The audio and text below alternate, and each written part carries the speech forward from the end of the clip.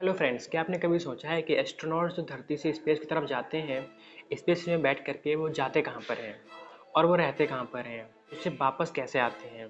Since 1998 से हर दिन हर समय हमारा आईएसएस हमारी पृथ्वी को ऑर्बिट कर रहा है eight the speed of 28,000 kilometres per hour, यानी कि 7.66 किलोमीटर पर सेकेंड, जिसकी पृथ्वी की सतह से ऊंचाई है 420 किलोमीटर के आसपास। आईएसएस और द इंटरनेशनल स्पेस स्टेशन हमारे एस्ट्रोनॉट्स के लिए एक घर की तरह होता है और एक साइंस लेबोरेटरी की तरह भी है, जहाँ पर हमारे एस्ट्रोनॉट जाते हैं, वहाँ पर जाकर के रहते हैं और वहाँ पर रिसर्च वगैरह करते हैं। देखते हैं कि डिफरेंट चीज़ें नैनो ग्रेविटी में, सूक्ष्म ग्रेविटी में कैसे करके बिहेव करती हैं। आईएसएस पृथ्वी से अप्रॉक्स 420 किलोमीटर की ऊंचाई पर है और इसका साइज अप्रॉक्स एक फुटबॉल के मैदान कितना बड़ा है। तो जब भी वो आईएसएस हमारे कंट्री के ऊपर से पास करता है, यानी कि जैसे कि हमारी कंट्री इंडिया है, तो हमारी कंट्री इंडिया के ऊपर से भी वो पास करता है, तो हमें अपनी नेकेड आई से विजुअल रहता है किसी स्टार की तरह। कोई टूटता हुआ तारा जिस तरीके से आकाश में जा रहा हो, उस तरीके से हमारा आईएसएस उसमें हमें अपीयर होता है। आईएसएस के लॉन्च के कुछ सालों के बाद से ही, यानी कि 2002 या 2003 के आसपास से ही हमारे एस्ट्रोनॉट्स आईएसएस के अंदर लगातार रह रहे हैं। तब से अभी तक हमारे एस्ट्रोनॉट्स कोई ना कोई इसमें रहता ही है। अभी हमारे आईएसएस की कैपेसिटी है 6 क्रू मेंबर्स एट ए टाइम। आईएसएस किसी एक कंट्री द्वारा बनाया नहीं गया है। आईएसएस को बनाने में बहुत सारी स्पेस एजेंसियों का हाथ है, जिस यूनाइटेड स्टेट्स ऑफ अमेरिका से है नासा, जापान से है जक्सा, यूरोप से है ईएसए, रसिया से है रॉसकॉस्मोस और कनाडा से है सीएसए, कैनेडियन स्पेस एजेंसी। तो इतनी सारी स्पेस एजेंसी है, इसमें बहुत सारी कंट्रीज इन्वॉल्व हैं।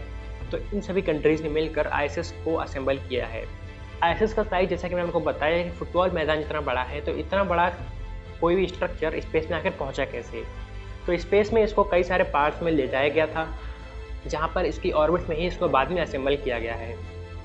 वीडियो में आगे हमने ये भी जाना है कि आईएसएस तक एस्ट्रोनॉट पहुंचते कैसे हैं, आईएसएस के साथ डॉकिंग कैसे होती है, आईएसएस से जब वापस धरती पे आना होता है तो उस प्रोसेस को कहते हैं अनडॉकिंग। तो अनडॉकिंग कैसे होती है और फिर लैंडिंग कैसे होती है। और इंसानों को भेजने से पहले कई सारे जानवरों को भी टेस्ट किया गया था स्पेस में ले जा करके। इसमें सबसे पहली एनिमल थी फीमेल डॉग लाइका, जिसको स्पेस में भेजा गया था सबसे पहले ऑन 3 नवंबर 1957। स्पुतनिक 2 अंतरिक्ष यान में हमारी स्पेस डॉग लाइका को रख करके स्पेस में भेजा गया था। हालांकि ये मिशन बिल्कुल भी सक्सेसफुल नहीं रहा था, क्योंकि लाइका की सेम डे उसी दिन डेथ भी हो गई थी due to over heating of the cabin. जिस केबिन में लाइका को रखा गया था वो केबिन ओवर हीट हो गया था स्पेस में जाते ही, और हमारी डॉग लाइका की डेथ हो गई थी। की याद में रसिया के मॉस्को नामक स्थल पे उसका एक मॉन्यूमेंट भी बनाया गया है टू ऑनर लाइका। सिर्फ ट्रेंड एस्ट्रोनॉट्स को ही ये मौका मिलता है स्पेस में जाने का। तो फिक्स टाइम और फिक्स डेट पर एस्ट्रोनॉट्स को धरती से स्पेस क्राफ्ट में लॉन्च कर दिया जाता है आईएसएस की ओर। डॉकिंग, दो स्पेस क्राफ्ट के जुड़ने की प्रक्रिया को डॉकिंग कहा जाता है। तो एक स्पेस क्राफ्ट हो गया आईएसएस और दूसरा हो गया सोयूज स्पेस क्राफ्ट, जो यहाँ से धरती से भेजा गया है। अभी तक आईएसएस जाने के लिए सबसे ज़्यादा प्रयोग किया जाने वाला स्पेस क्राफ्ट रहा है सोयूज। जैसे डॉकिंग कंप्लीट हो जाती है, हमारे एस्ट्रोनॉट्स को एक्सेस मिल जाता है आईएसएस के लिए, तो एस्ट्रोनॉट्स आईएसएस में अब जा सकते हैं और दोनों ही space craft at the speed of 28,000 kilometre per hour हमारी अर्थ को ऑर्बिट करते रहते हैं। और जब एस्ट्रोनॉट को धरती पर वापस आना होता है, तब प्रोसेस शुरू होता है, procedure of undocking. Soyuz spacecraft को आईएसएस से रिलेटिव पुश मिलता है बैकवर्ल्ड की तरफ, जिससे धीरे धीरे स्पेस क्राफ्ट की डिस्टेंस बढ़ने लग जाती है आईएसएस से। अब जब सोयूज स्पेसक्राफ्ट की डिस्टेंस आईएसएस से काफ़ी ज़्यादा बढ़ जाती है, तो सोयूज के इंजन्स ऑन कर दिए जाते हैं।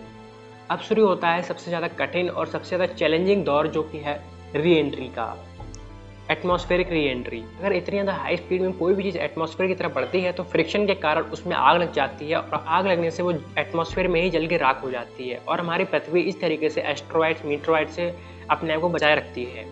धरती से अप्रॉक्स 100 किलोमीटर्स की एल्टीट्यूड पर एटमॉस्फेयर री एंट्री स्टार्ट हो जाती है। एटमॉस्फेयर में जल जाने से बचने के लिए स्पेसक्राफ्ट में लगे रहते हैं बहुत सारे हीट शील्ड, सामने की तरफ और उसके पीछे हर तरफ लगे रहते हैं। अब इसके बाद जब स्पेसक्राफ्ट का एल्टीट्यूड बहुत ही ज़्यादा कम हो जाता है, तब सीरीज ऑफ पैरासूट्स ओपन होते हैं, जो कि उसकी स्पीड को और भी ज़्यादा कम कर देते हैं। और लैंडिंग के टाइम स्पेसक्राफ्ट फट ना जाए, उसमें कोई धमाका ना हो जाए, इसलिए उसमें जो भी प्रेशराइज्ड ऑक्सीजन उसके प्रेशराइज्ड टैंक्स में रहती है और जितना भी उसमें प्रोपेलेंट फ्यूल रहता है, उसको रिलीज कर दिया जाता है एटमॉस्फेयर में ही लैंडिंग से पहले, और फिर बाद में लैंडिंग हो जाती है। लैंडिंग के तुरंत बाद ही एस्ट्रोनॉट धरती पर चल नहीं पाते हैं, क्योंकि अभी तक वो नैनो ग्रेविटी में रह रहे थे और अचानक से ग्रेविटी में प्रवेश करने के बाद उनके ऊपर बहुत ज़्यादा वैल्यू रखती है ग्रेविटी की।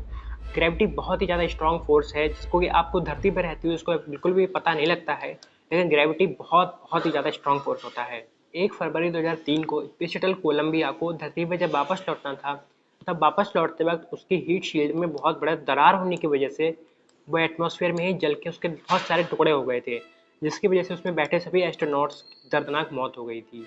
उसमें से एक एस्ट्रोनॉट कल्पना चावला भी थी, जो कि स्पेस में जाने वाली पहली इंडियन वुमेन थी।